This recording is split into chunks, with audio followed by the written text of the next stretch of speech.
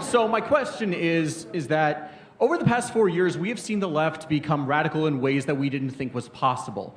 It is, I would say that it's completely un-American to tolerate political violence against your opponent. And we've seen things from advocating for milkshaking. Steven Crowder did an undercover event where somebody handed, I think it was a producer of his, it was a knife or a pick. That's the University of Utah, to target you. And I always believe that the left and the right want the same thing, we just go in a different way, where the right goes a bottom-up from the people going all the way up, to where the left goes a top-bottom, where you start from government and it goes down to the people. That's supposed to be the hand that drives.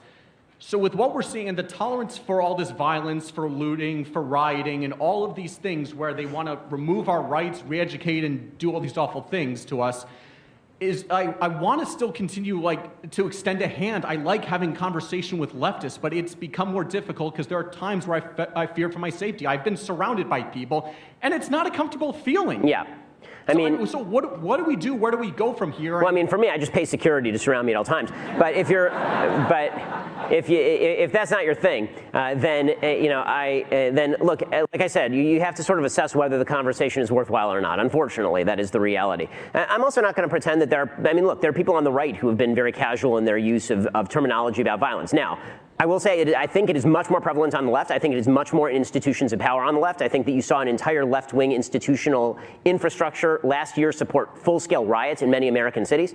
I haven't seen that sort of institutional support for violence on the right. I don't think it exists on the right in the same way. With that said, I'm going to take issue with the basic idea. I also used to think, I think that the left and the right wanted the same thing. They just got there in different ways. I don't think that's actually true. I think that they want very different things right now. I think that the right would like a more freedom-based society in which people leave each other alone. And I think the left would like a society in which justice is established at the cost of people's rights. And if that has to be done top-down, then it has to be done top-down. And if it has to be done bottom-up, it has to be done bottom-up. So that's a dangerous situation to be in. The left has gotten much more radical over the past few years. There's no question about it.